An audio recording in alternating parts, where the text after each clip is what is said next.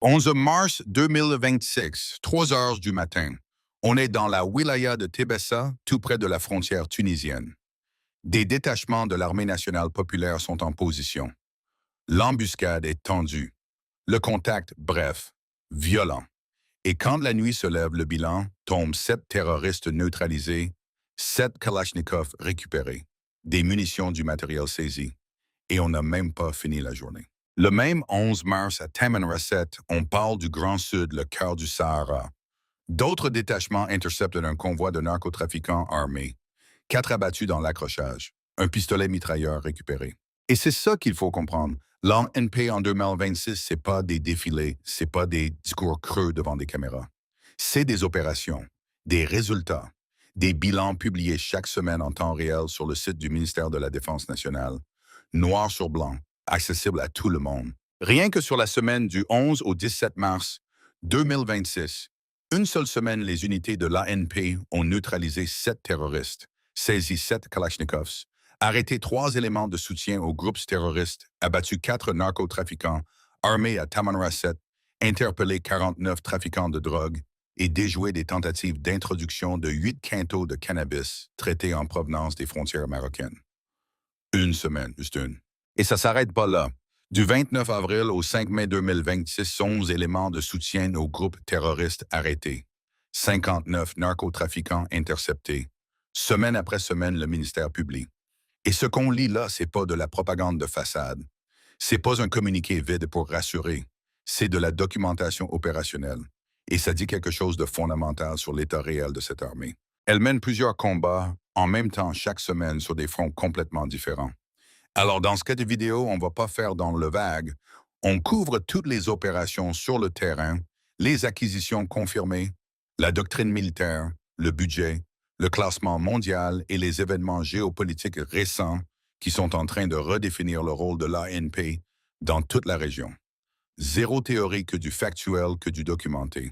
Et si ce type de contenu t'intéresse, tu sais quoi faire, reste jusqu'au bout, parce que ce niveau de détail condensé comme ça, tu vas pas le trouver ailleurs facilement. Mais avant d'entrer dans le vif du sujet, les opérations, les acquisitions, il faut d'abord poser le cadre. Parce que sans comprendre le contexte global, rien de ce qui suit n'a de sens. Alors voilà où on en est. L'armée algérienne, selon le classement Global Firepower, 2026 occupe désormais la 27e place mondiale. Ça en fait la deuxième puissance militaire du continent africain, juste derrière l'Égypte qui est 19e. À l'échelle du Maghreb, c'est un leadership incontesté. Le Nigeria est 33e, l'Afrique du Sud 40. Il n'y a pas photo. Et maintenant, mets ça en perspective. La France est 7e mondiale et l'Algérie, dans certaines éditions de ce classement, se retrouve devant Israël, devant l'Espagne, devant les Pays-Bas. On parle de membres de l'OTAN d'économies développées de pays qui injectent des sommes colossales dans leur défense. Et pourtant, l'Algérie les dépasse dans un classement composite qui ne se limite pas au budget, mais qui évalue la masse critique d'équipement, la profondeur stratégique, les ressources énergétiques propres et la cohérence doctrinale. Pour l'exercice 2026, l'Algérie a fait un choix fort maintenir un effort budgétaire exceptionnel en matière de défense. On parle d'environ 25 milliards de dollars consacrés au ministère de la Défense nationale. C'est tout simplement le budget militaire le plus élevé du continent africain. Et cet argent, il ne dort pas dans les caisses. Il finance l'acquisition de systèmes d'armes modernes, le renforcement de la surveillance sur des milliers de kilomètres de frontières terrestres et la modernisation en profondeur des équipements de l'ANP. Pour être précis, le budget militaire 2026 atteint 3 205 milliards de dinars, soit l'équivalent de 25 milliards de dollars, ce qui représente près de 20% du budget total du pays. Quand un État consacre un cinquième de ses finances à sa défense, c'est un message en soi. L'enveloppe se ventile comme suit 908 milliards de dinars pour la défense du territoire 160 et 1 milliard pour la logistique et le soutien et une rubrique massive de 1736 milliards de dinars dédiée à l'administration générale qui englobe les acquisitions d'équipements, l'entretien des bases, les infrastructures et les programmes classifiés. Et si on prend du recul sur une décennie, une enveloppe stable à 25 milliards annuels, ça donne 250 milliards de dollars cumulés. C'est la masse financière nécessaire pour un renouvellement majeur multidomaine, air, terre, mer, cyber. Le signal envoyé est limpide, l'armée occupe une place centrale dans la politique publique algérienne. Maintenant, voyons ce que ce budget finance concrètement. Passons aux acquisitions. Et là, côté aérien, il y a un dossier qui fait énormément parler depuis des mois. C'est évidemment le Su-57 Phelim. Des documents russes qui ont fuité l'ont confirmé noir sur blanc. L'Algérie a bel et bien commandé des chasseurs bombardiers Su-57 Phelim auprès de Moscou. Et ce n'est pas tout. Les forces algériennes ont déjà réceptionné leur premier Su-35 Flanker E et elles se préparent à recevoir des bombardiers tactiques Su-34 Fullback. Selon des signaux convergents rapportés par la presse, on parlerait de 12 Su-57 et de 14 Su-34. C'est pas d'anodin. Mais là où ça devient vraiment intéressant, c'est quand on regarde au-delà du simple achat. Parce que ces acquisitions, elles impliquent des chaînes logistiques totalement distinctes, moteur radar, ESA, logiciel de mission, armement de précision. Le coût réel, il n'est pas juste sur l'étiquette unitaire de l'avion. Il est dans tout ce qui vient avec les simulateurs, les stocks de pièces détachées, les bancs d'essai, les infrastructures de formation. Et ça, c'est un point que les analyses superficielles ratent systématiquement. Acheter un Su-57, c'est pas juste signer un chèque et attendre la livraison. C'est construire tout un écosystème autour des simulateurs de vol, les techniciens formés spécifiquement sur les moteurs AL40 et les abris renforcés, les infrastructures de maintenance, les stocks de missiles dédiés, les systèmes de liaison de données. Et l'Algérie, elle est en train de faire exactement tout ça. Et c'est précisément ce qui fait la différence entre une armée qui accumule des vitrines, des beaux jouets à montrer, et une armée qui construit une capacité opérationnelle réelle. Sur le plan naval, les évolutions sont tout aussi massives. Et là, on entre dans un domaine où l'Algérie ne joue plus petit bras. D'abord, la diversification des approvisionnements. On parle de frégates classe Meko à 200 construites par TKMS en Allemagne, d'un bâtiment amphibie, dérivé de la classe italienne de chasseurs de mines italiens et de 20 patrouilleurs français livrés aux gardes-côtes. L'Algérie ne dépend plus d'un seul fournisseur, elle pioche chez les meilleurs partout. Mais le vrai tournant, c'est ce qui s'est passé en mars. Lors d'une visite au commandement des forces navales, le chef d'état-major Chengriha a posé un objectif clair, développer une industrie navale algérienne. Et en décembre, on apprend que l'Algérie produirait des corvettes de type 056A sous licence chinoise. Et ça, il faut bien comprendre ce que ça signifie. C'est un saut qualitatif majeur. On ne parle plus d'acheter un bateau clé en main. On parle d'acquérir la technologie de former des ingénieurs et des techniciens algériens et de construire la capacité à produire des navires de guerre sur le sol national. La base navale de Mers el-Kébir ne sera plus seulement un port de déploiement, elle devient progressivement un centre de construction et de maintenance navale. C'est un changement de paradigme. Et pour ceux qui doutent encore de la portée de tout ça, un rapport parlementaire français, donc un document officiel de Paris, avait expliqué que la modernisation des forces navales algériennes s'était traduite par la constitution de capacités offensives hauturières, notamment avec les forces concentrées à Mers el-Kébir, des capacités de frappe dans la profondeur, y compris en Europe, avec 6 sous-marins kilos dotés de missiles de type calibre et des capacités de déni d'accès et d'interdiction des zones en Méditerranée occidentale, reposant sur des systèmes S-300 et S-400. Je répète, ce sont les parlementaires français eux-mêmes qui disent ça. Paris a évalué noir sur blanc dans un document officiel que l'Algérie dispose de capacités de frappe couvrant l'Europe. C'est une reconnaissance de puissance militaire que très peu de pays africains peuvent revendiquer. Et ça change tout dans l'équation géopolitique de la région. Bon, on a parlé budget, on a parlé acquisition. Ça, c'est la colonne vertébrale, la structure. Maintenant, on passe à ce qui donne vie à tout ça, les opérations. Ce que cette armée fait concrètement au quotidien sur le terrain et dans les salles de séminaire. Le 4 mai 2026, le général d'armée Saïd Chengriha, ministre, délégué à la Défense nationale, chef d'état-major de l'ANP, a ouvert un séminaire national. Son titre, L'approche algérienne pour la construction de la sécurité et de la paix en Afrique. Rien que ça. Et là, il faut s'arrêter 2 secondes, parce que ce séminaire à lui seul raconte énormément. L'ANP ne se contente pas de patrouiller, de tirer, de sécuriser des frontières. Elle théorise, elle documente, elle produit et diffuse sa propre doctrine sécuritaire à l'échelle d'un continent entier. On ne parle pas d'une armée qui applique les recettes des autres.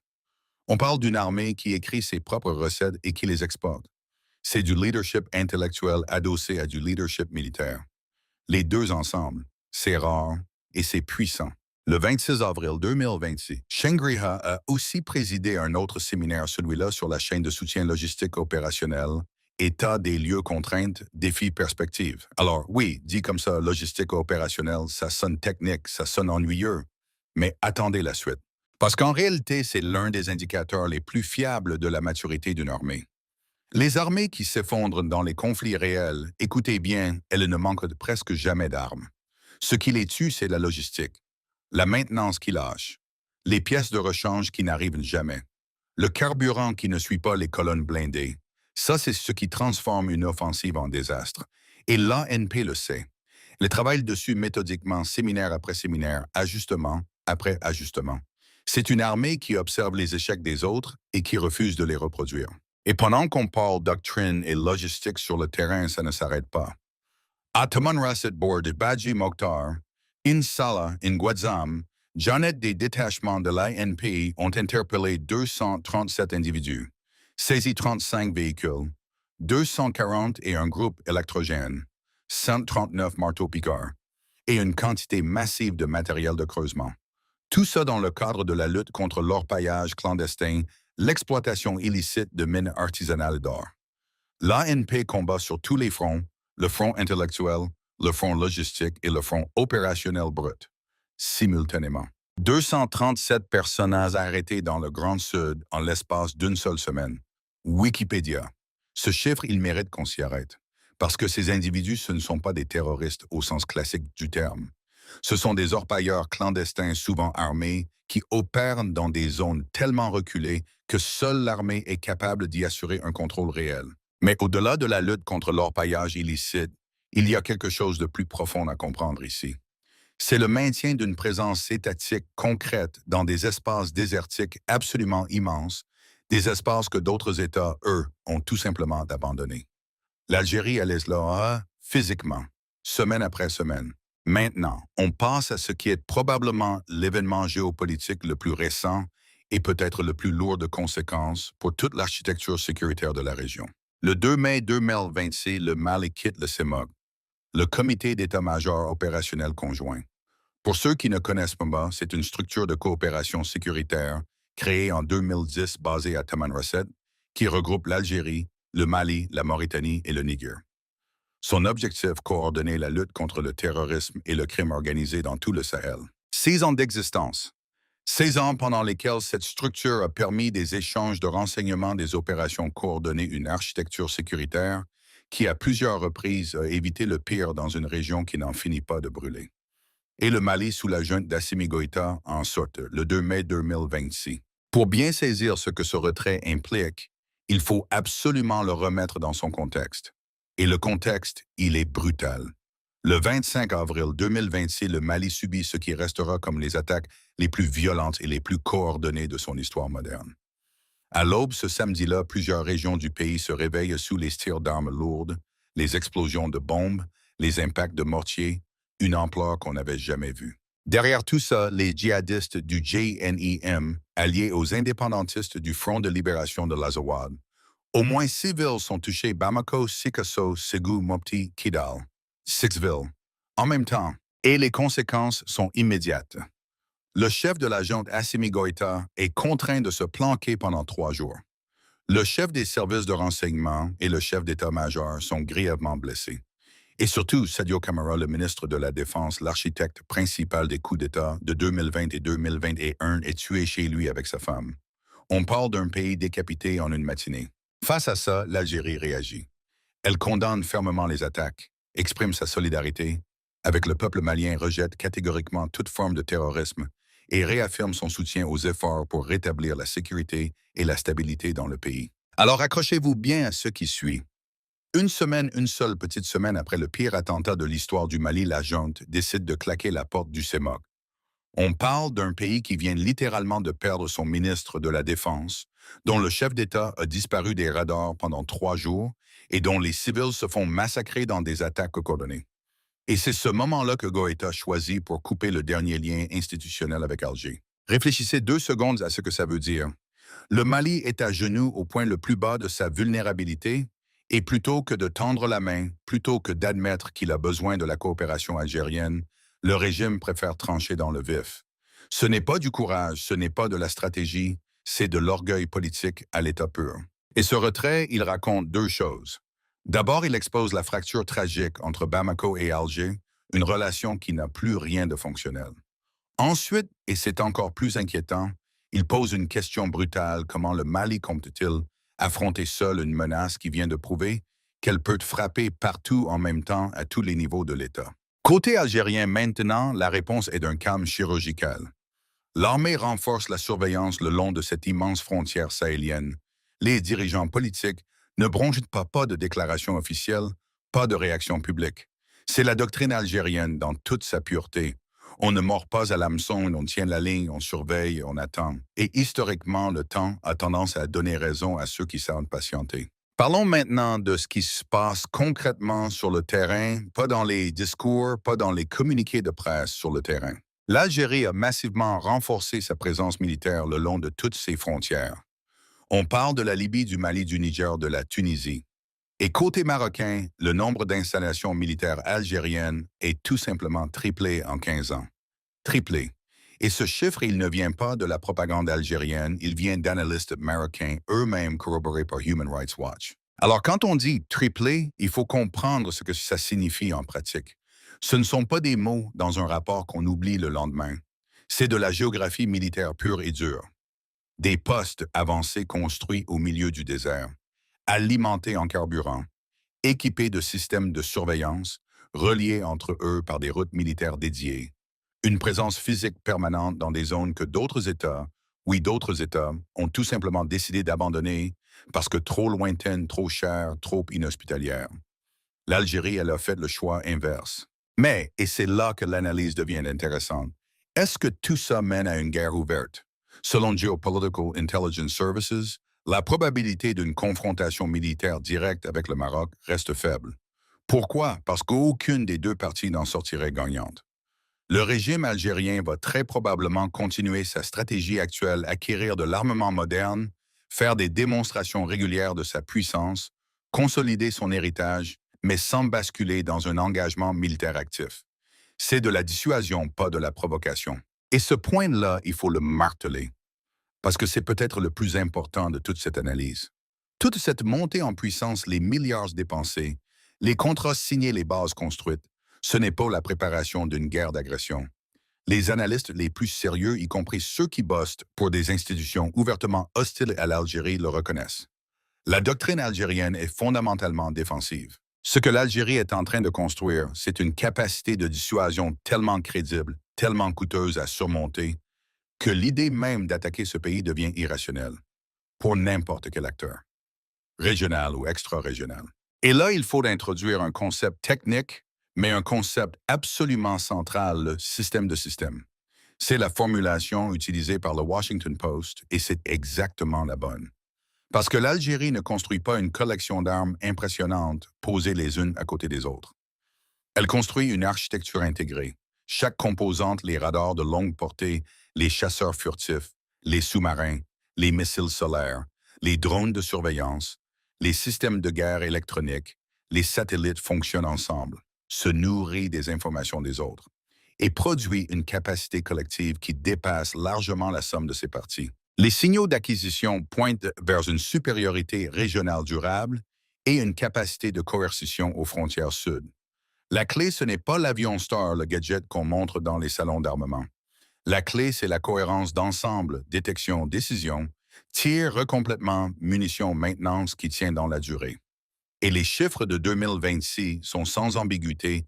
L'Algérie a fait le choix stratégique d'investir dans ce système de systèmes plutôt que de rester accroché à un cœur mécanique vieillissant. Les décisions prises en 2026 vont façonner une décennie entière d'effets militaires.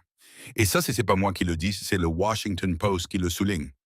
Un analyste spécialisé a posé un avertissement qu'il faut entendre avec lucidité: 25 milliards de dollars de budget militaire, ça n'achète la puissance réelle que sous certaines conditions. Il faut une doctrine d'emploi cohérente. Il faut que la maintenance suive le rythme des acquisitions. Il faut que les pilotes, que les techniciens soient formés au niveau exact que ces équipements exigent. Sans cette rigueur sur la maintenance et l'entraînement, toute cette addition ne livrera jamais la totalité de la valeur opérationnelle attendue. Et ce serait malhonnête de ma part de ne pas le dire. C'est un défi permanent. Mais, et c'est là que ça devient intéressant, les signaux récents sont encourageants. Les séminaires organisés par le commandement militaire algérien sur la logistique opérationnelle sur la chaîne de soutien montrent clairement que cette problématique a été intégrée au plus haut niveau. On ne parle pas juste d'acheter du matériel, on parle de maintenir, de soutenir, d'entretenir sur la durée. Et ça, c'est la vraie ligne de démarcation. C'est ce qui sépare une armée qui fait du shopping de prestige d'une armée qui construit une capacité opérationnelle réelle, concrète, fonctionnelle. Et justement, parlons de ce qui se passe en coulisses. Le 9 mai 2026, le général Chengriha a reçu au siège de l'état-major de l'ANP Madame Alice Rufo, directrice générale de l'Agence de l'innovation de défense française. Et ça mérite qu'on s'y arrête 2 secondes. Parce que recevoir une responsable française de ce niveau-là dans le contexte actuel des tensions politiques entre Alger et Paris, ça veut dire quelque chose. Ça veut dire que les canaux diplomatiques et sécuritaires, eux, n'ont jamais vraiment été coupés. La coopération technique et industrielle en matière de défense entre des pays qui partagent des intérêts communs, ça ne s'arrête jamais totalement. Peu importe l'âpreté des relations politiques de surface. Maintenant, prenons du recul. Regardons le tableau d'ensemble avec les chiffres comparatifs parce que c'est là que ça devient vraiment parlant. Depuis 2023, le budget militaire algérien a augmenté de plus de 2 milliards de dollars chaque année. En 2024, on était à 21,6 milliards de dollars de dépenses. Et cette année, on atteint un chiffre record, 25 milliards de dollars. Voilà le niveau d'engagement dont on parle. Pour bien mesurer ce que ça représente, 25 milliards de dollars, remettez ça en perspective. C'est le budget de défense de l'Arabie saoudite en 2005. C'est ce que la Turquie, un membre de l'OTAN, dépensait pour son armée en 2022. On parle d'une enveloppe financière qui place l'Algérie au même niveau que des puissances régionales majeures des pays qui, eux, évoluent dans des contextes de menaces autrement plus tendus. Et le fait de figurer parmi les 40 premiers budgets militaires de la planète dans le pays, c'est perçu comme un accomplissement stratégique à part entière. Aujourd'hui, l'Algérie maintient une posture de confrontation rhétorique avec son voisin adossé à des investissements massifs en capacité militaire, tout en évitant délibérément les points de non-retour susceptibles de déclencher un conflit ouvert. C'est Human Rights Watch qui le formule. Éviter délibérément les points de non-retour. Et franchement, c'est la description la plus chirurgicale qu'on puisse faire de la doctrine algérienne. On parle d'une puissance qui a les moyens d'aller jusqu'au bout, mais qui choisit consciemment de ne jamais franchir cette ligne au-delà de laquelle il n'y a plus de retour possible. Et ça, c'est de la stratégie adulte. Dans un monde où la moitié des acteurs régionaux se laissent emporter par l'émotion politique ou craquent sous la pression intérieure, c'est un niveau de maîtrise qu'il faut reconnaître. Ce qu'on regarde là en 2026 avec l'ANP, c'est pas un coup de com'. C'est pas un événement isolé. C'est le résultat concret, tangible, d'un choix stratégique fait 10 ans en arrière. Un choix simple dans sa formulation, mais titanesque dans son exécution, ne pas devenir la prochaine Libye. Et derrière ce choix, il y a une philosophie. Se donner les moyens de sa propre souveraineté. Ne pas attendre que quelqu'un d'autre vienne garantir ta sécurité. Ne compter sur la bienveillance de personne. Construire, patiemment, méthodiquement, sans faire de bruit, sans les grandes déclarations, mais avec une cohérence stratégique qui honnêtement force le respect. Parce que le résultat, il est double. D'un côté, tu as une armée capable de gérer le quotidien, et le quotidien, c'est pas simple. C'est des frontières immenses, des menaces diffuses, asymétriques, complexes. De l'autre, tu as une force de dissuasion crédible. Toute puissance régionale ou extra-régionale qui aurait l'idée de tester les limites, elle sait maintenant à quoi s'en tenir. Et tout ça, c'est pas moi qui le dis dans le vide. Les résultats sont publics, documentés, vérifiables, publiés semaine après semaine par le ministère de la Défense lui-même. 7 terroristes neutralisés à Tébessa, 4 narcotrafiquants abattus à Tamanrasset, 237 personnes arrêtées dans le Grand Sud, 59 trafiquants interpellés. Et en parallèle, parce que c'est ça le truc des séminaires sur la doctrine africaine de sécurité des réceptions de délégations étrangères, des acquisitions d'équipements de 5e génération. Autrement dit, c'est pas une armée qui subit, c'est pas une armée qui réagit, c'est une armée qui anticipe. Si cette analyse t'a apporté ne serait-ce qu'un élément, un angle de vue, une clé de lecture que tu n'avais pas en lançant cette vidéo, alors tu sais quoi faire, abonne-toi, partage, fais tourner. Maintenant, la vraie question, celle que je te pose à toi directement, le retrait du Mali du CEMOC acté, le 2 mai 2026, tu le lis, commence. Est-ce qu'on est face à une erreur stratégique qui pourrait coûter très cher à Bamako sur le long terme? Ou bien c'est un message politique qui délibéré la junte, qui dit à Alger, les yeux dans les yeux, on n'a besoin de personne pour gérer notre propre sécurité?